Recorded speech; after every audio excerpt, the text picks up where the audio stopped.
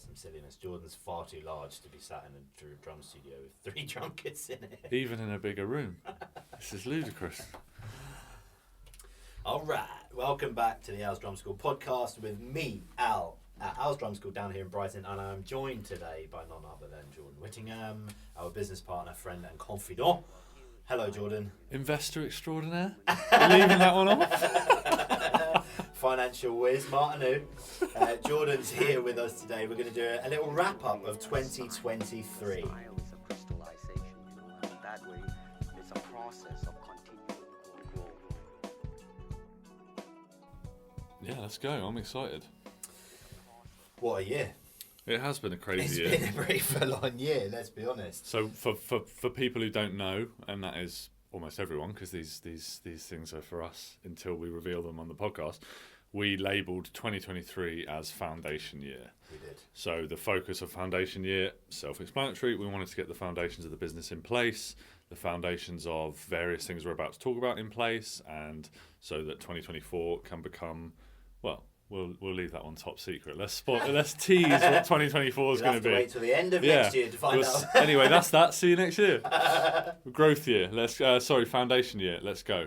Yeah, what a year. So we, again, in the theme of complete transparency, the beginning of the year was not great. It was pretty challenging. I won't bore you with all the details, but I was having to put my personal money into the business to keep it above water. So that was quite a tricky thing to do. But we managed to get through it, and I think one of the big things that really helped with that, before we made some other changes, which we'll get into, was which we have spoken about before on this podcast, was acquiring a colleague of mine's business, and that, to be completely frank, saved us. I would say it changed things around massively.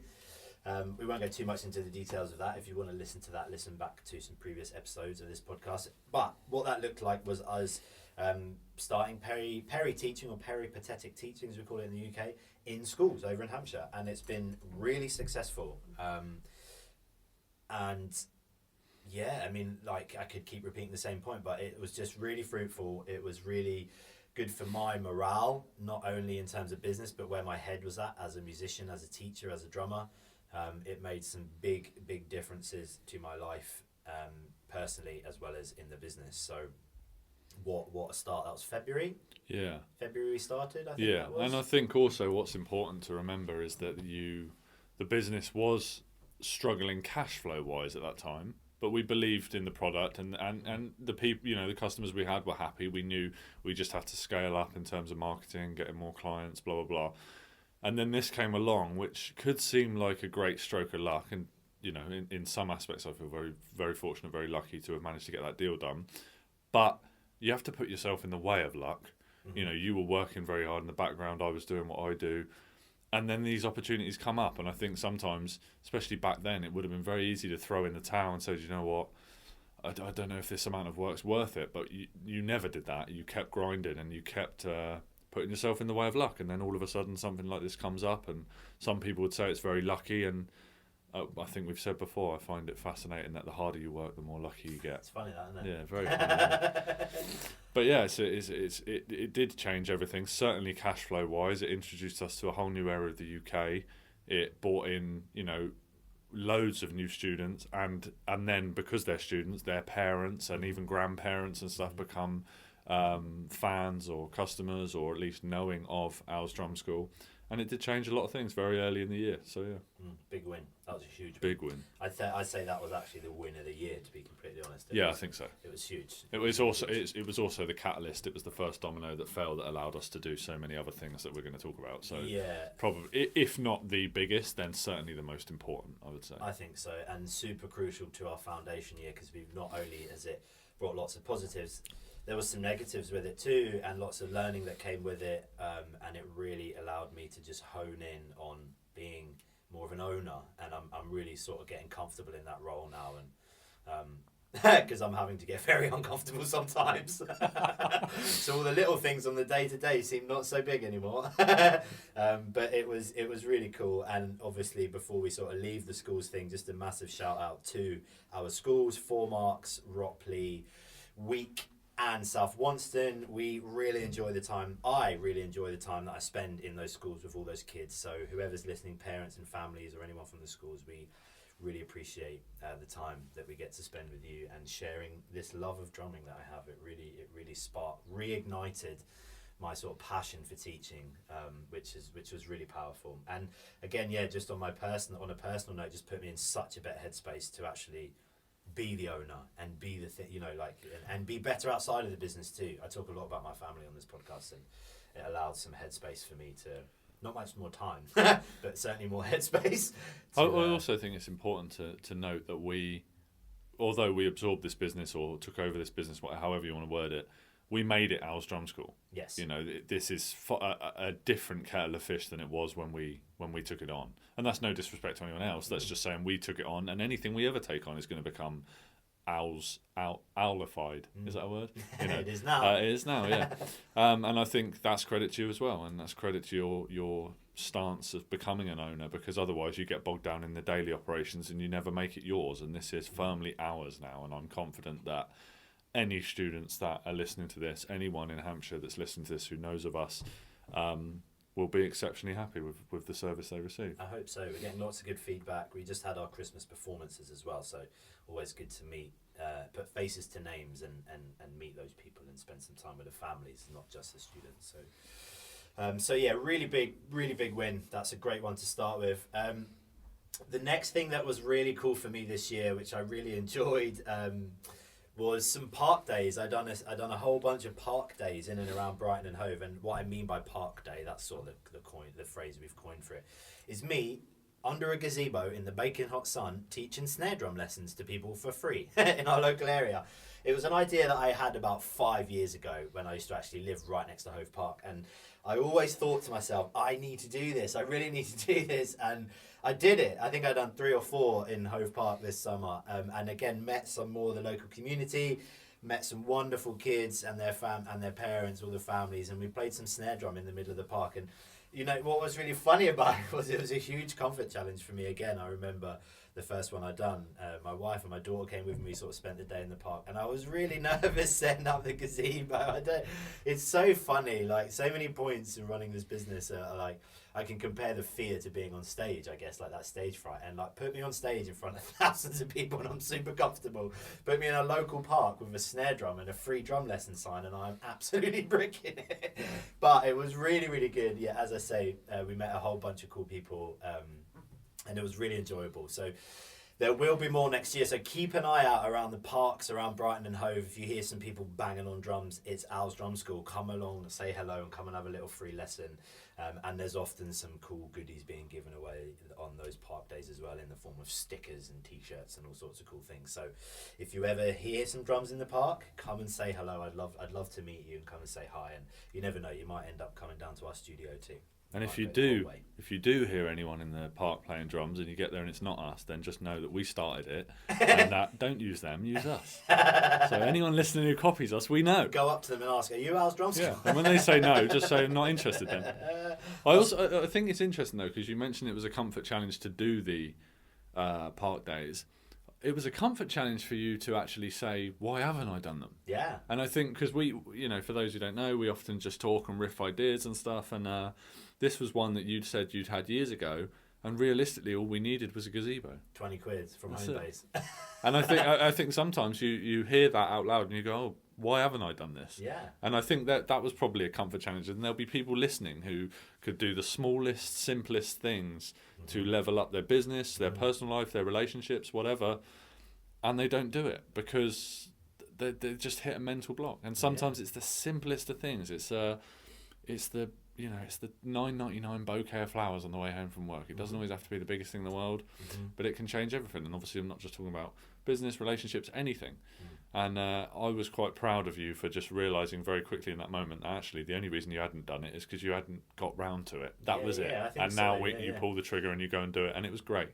and again, like testament to this partnership that we have, you know, like it's so beneficial to me having someone on the end of the phone that when I'm in those moments of like, "Ugh," you know, and I'm kind of wobbling a little bit, it's nice to have someone who kind of puts me back in check. And I mean, there's you, but there's also a little cute little baby that lives in my house that is a massive motivator too, so that definitely helps.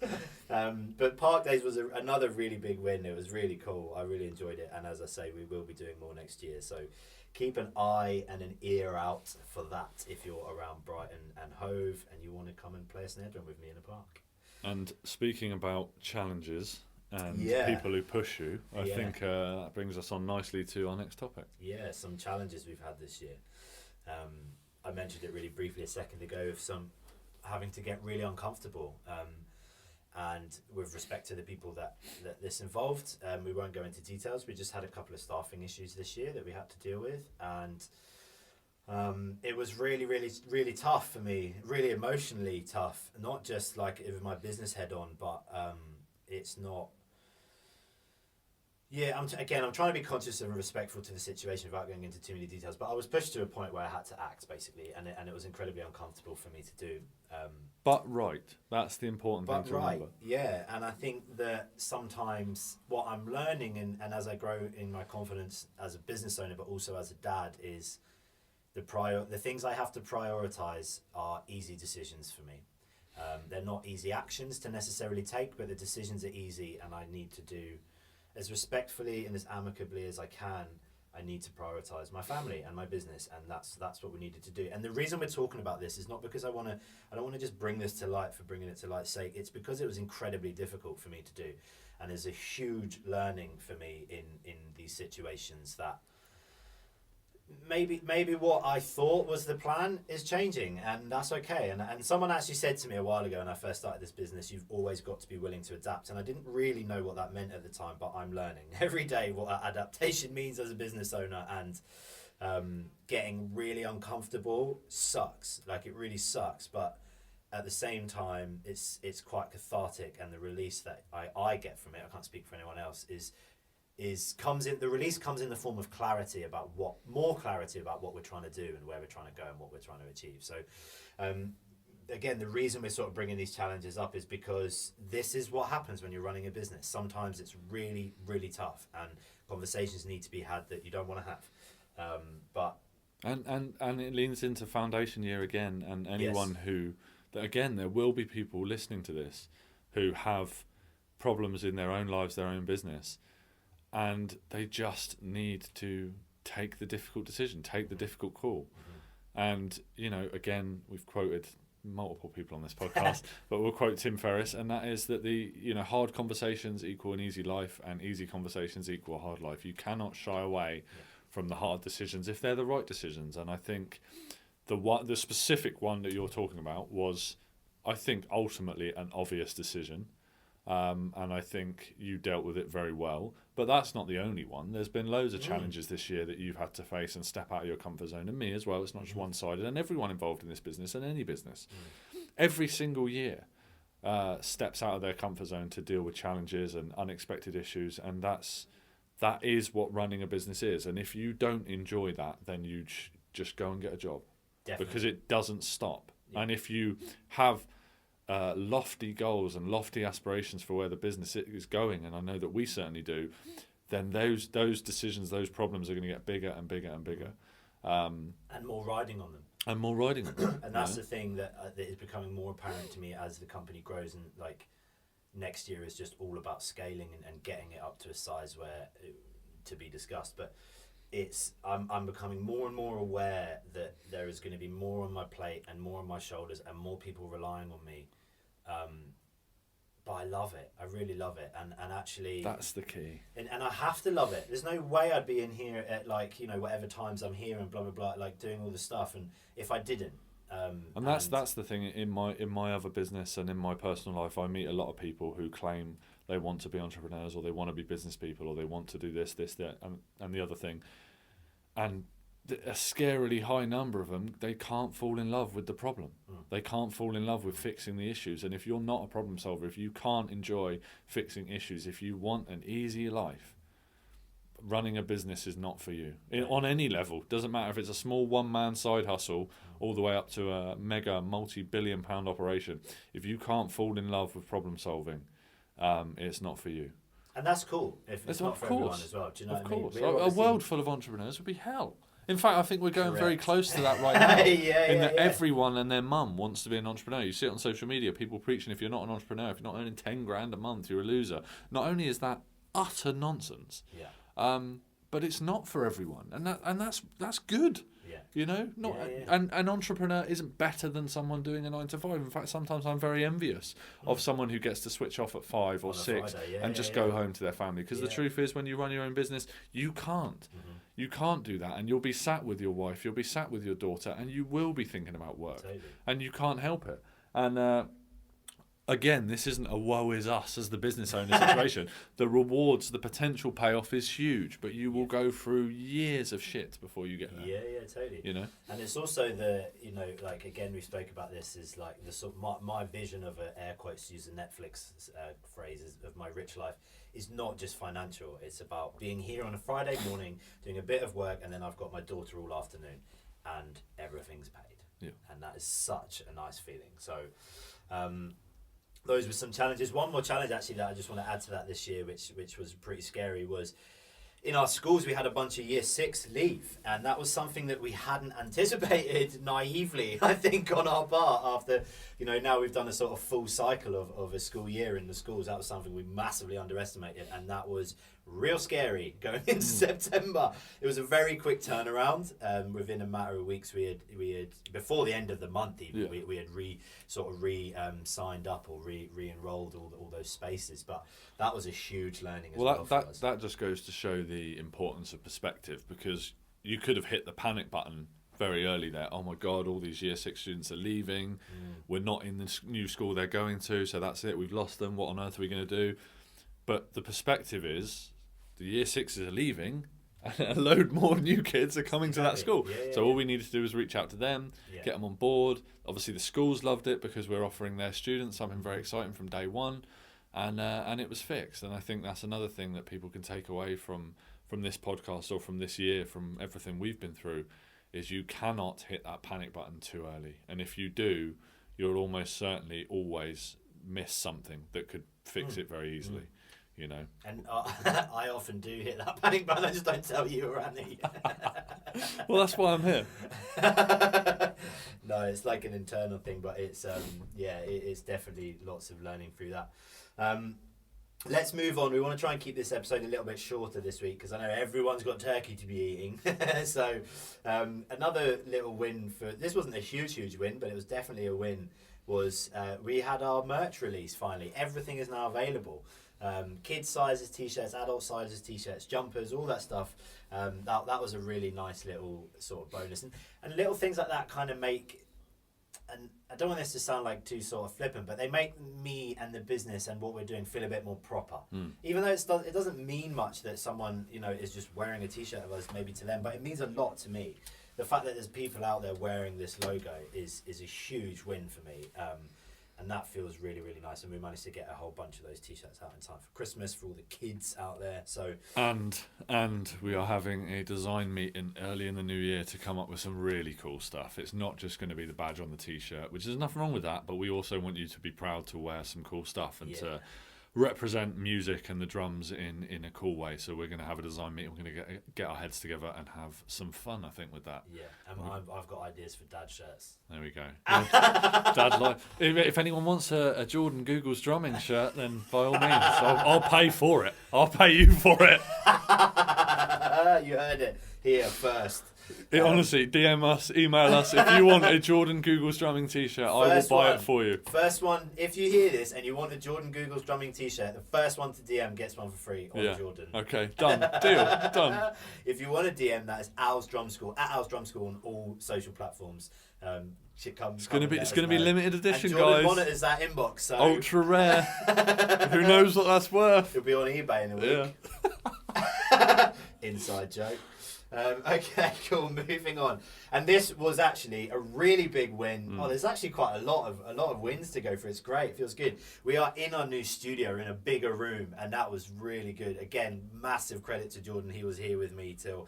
In fact, Jordan was doing a 5-day fast, and on the last day, decided to come and do some DIY with me at the studio. A 5-day water fast. I had not eaten anything for 5 days, and on the 5th day, Alex had the wonderful idea of moving studios. So we moved in and we worked hard, and I'll be honest, Alex's patience and kindness was huge that day, because I was okay for the first half of the day, but towards the end of the day I think the week had caught up with me. I knew I was going to be able to eat that night, and I was a zombie. And at one point I think Alex very kindly sat me down in the corner and said, "You just sort out the screws. Sort out the screws that I need." And I felt like a little child being patted on the head by my dad. I It was gave you wonderful. some responsibility. Yeah. Whilst Alex is there with a tool belt on, the working trousers, Painting the doing ceiling. everything he could to get it done. But yeah, I contributed. When you next come in, when anyone listening next comes in, if you look at the ceiling, you'll see the lovely screws that hold the boards up, and you'll know that I did that whilst absolutely starving.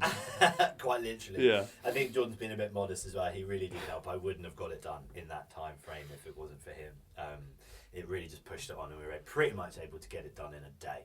There was a few later nights for me that weekend once Bonnie was down, but I'd come back down to the studio and finish everything off. And the best thing about it is, all joking aside, we did get a lot done that day, but all joking aside, we are now sat here live recording this podcast, In the new and we are studio. not touching knees. Yeah. Which is nice. We have some space. Yeah, which is great. And it's a more appropriate layout. It's more fun for the students. It's better for the teachers. Yeah. It's great. And I think, again, the way we're wired, we've got this now. That's great.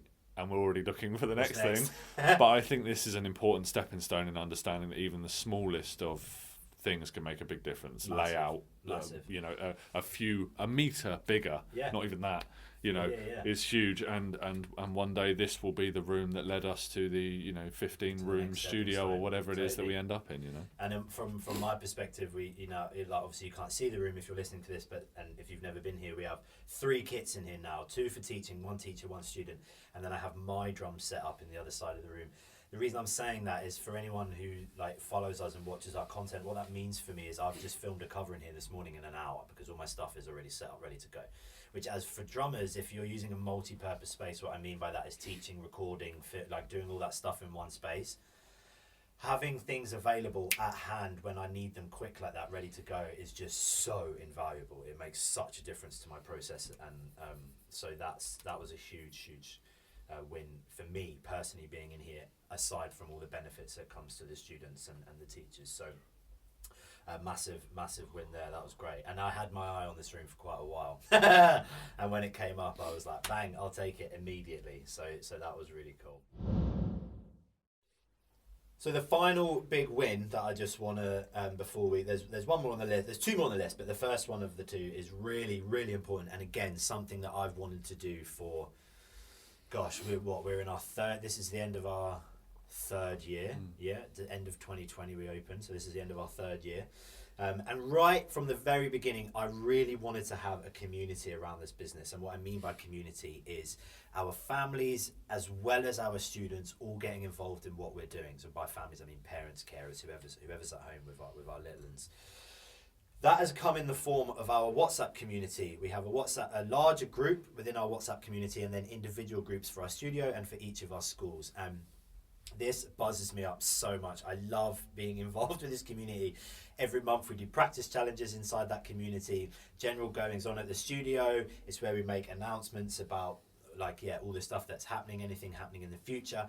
And what the most powerful thing that I love about this community is people are talking to each other inside that community. Now, I don't mean to say that as in I want to be hands off, but the whole point of this community is that questions are being answered by people inside that community. I'm not even having to respond about performances or things that need practice, all that type of stuff. And it's so powerful.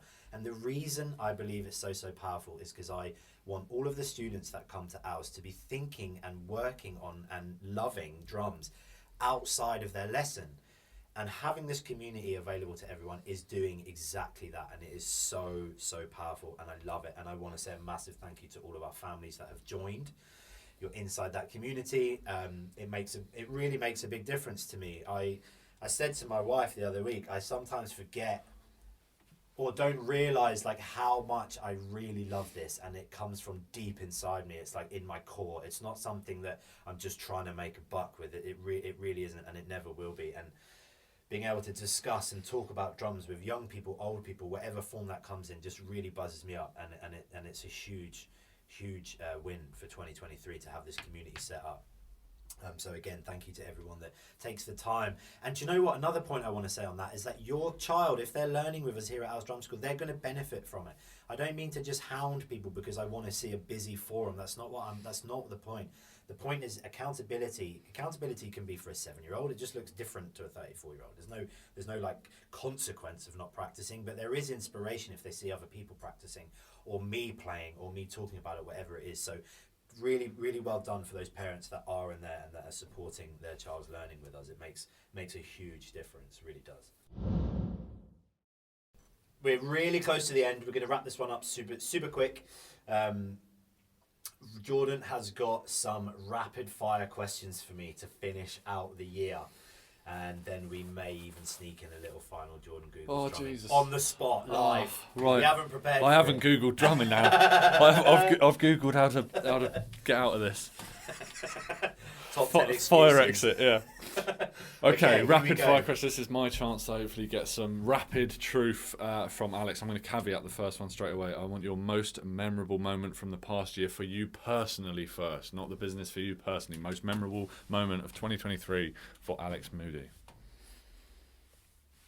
I think it's Bond's first birthday. That was a massive milestone for me and my wife. Like, Nice. You know, in my personal life, that anyone with kids knows that first year was pretty mental. So yeah, Bond's first birthday was definitely the biggest personal moment. Nice, and that was mentioned, I think, in a previous episode as well, so people can go back and listen to that. Good plug. Most memorable moment of the past year for the business, in your opinion? For the business, it's got to be the new studio.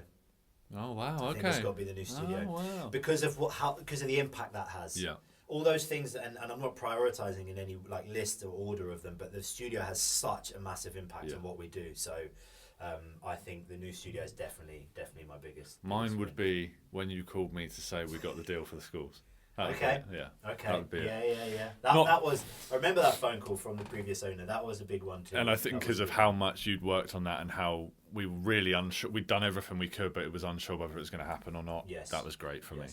Okay, next question. Proudest moment of the last year for the business first. So your most proudest moment of the last year for the business and everything you've done in it. Do you know what? I think it's at this time of year, this was what's in my mind is, and it's like one thing, but it's a combination of things. It's meeting all these families at the performances. Seeing the kids do their thing is one thing. When that's added together with these people that I'm now meeting, and they're not just an email address to us anymore, is so cool, and it makes me just feel super duper proud. I think. I want to add one more little thing on that that's just popped into my mind. Go on. Giving staff Christmas bonuses. They were that was small. nice, yeah. They were really small, and I don't want to like diminish what we've done. They were small because that's what we could do. That's not the point. The point is we were able to give out some Christmas bonuses. Bonnie gave them out actually. That was a really proud moment. I know for Annie, my wife, as well. We were super proud to be able to do that, even in a small way. It just means a lot because we value all of our staff so highly, and that was a really proud moment. Yeah, for sure. That was nice. Okay, so proudest moment of the last year for you personally in your personal life. Actually, whilst you think of an answer, I'm just going to touch on something, which is that it's interesting. We were talking about the community a minute ago. That's helped me a lot to connect with these people. Even, most people who listen to this, they don't know who I am. They haven't seen me. I'm not around daily, so they're not going to see me. They might know what I do in the background, but I don't see the parents. I don't see the students in the schools. I don't see them in the studio. So when I jump on the community and see all these people helping each other under our logo, around our brand, that's very helpful for me.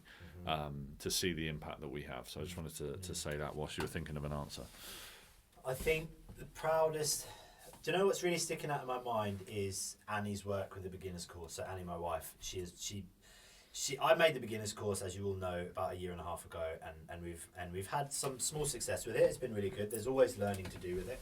But Annie really worked hard at the latter end of summer this year to get our advertising all put together for that, and I know it was a lot of work for her as well as being a mum, and it made me really proud to see her sort of stepping back into that creativity and getting stuck into some work in our business. It feels really nice that we're doing that. So super proud of my wife there. She worked super hard to get all that together. So yeah, thank you, Annie.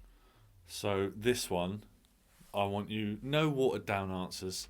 I want the truth. What is the best Christmas song in Alex Moody's opinion? Don't water it down, don't be polite. Don't care about other people's feelings. Do you know what? What is the number one Christmas song? So we could disagree over this because there is only one answer. Oh, okay, I'm getting an insight here. It's got to be This Christmas by Jess Glynn. I just love it. Okay. But I'm not even going to explain why. I just do. I don't think you need to because you're wrong. What's your favourite Christmas song? It's not my favourite. It's the best Christmas song. It's Fairy Tale in New York, and there is no argument with that. Okay. It is the best song. Okay. It's a beautiful song. Not only is it the best song, Christmas song, it's one of the best songs ever written. It's gorgeous. I don't disagree it's with that. stunning. Shane McGowan actually passed away Yeah, recently. yeah. Rest in peace, Shane McGowan. Did you see any of the funeral? No. Off topic, but what an amazing event that was. Anyway. Final rapid fire question. I don't know if you do this in your household. I don't know how you do it. I know some people do resolutions, some people do look backs and talk about wins and losses. In many ways, we've just done that, I suppose. Do you have any resolutions for 2024 that you don't mind publicly sharing? Any resolutions? It's not really something I do, but Do you do a year in review? Do you look back at all? I do a year in review. I actually think that can be more powerful. I think so. I mean, it's maybe a bit of a rubbish answer and super generic, but as long as we're moving forward, like 2/3 of the time, that's kind of my general ethos. Is I don't believe in constant growth. I think receding in some way, whatever that looks like for the individual, personally, financially, business-wise, whatever, is important too. But I think as long as we're hitting 75% of the targets as the year moves forward, that's a big one for me, because again, there's now more people starting to rely on this business, and I want to be able to honour what they need and give them what they need and give us what we need from it too. So, not a super specific answer, but I like that answer. It's the truth. Anything from personal? Any personal resolutions or goals?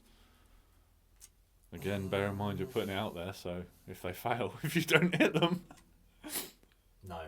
Safe. I like the answer. I'm gonna play it safe. I like the answer.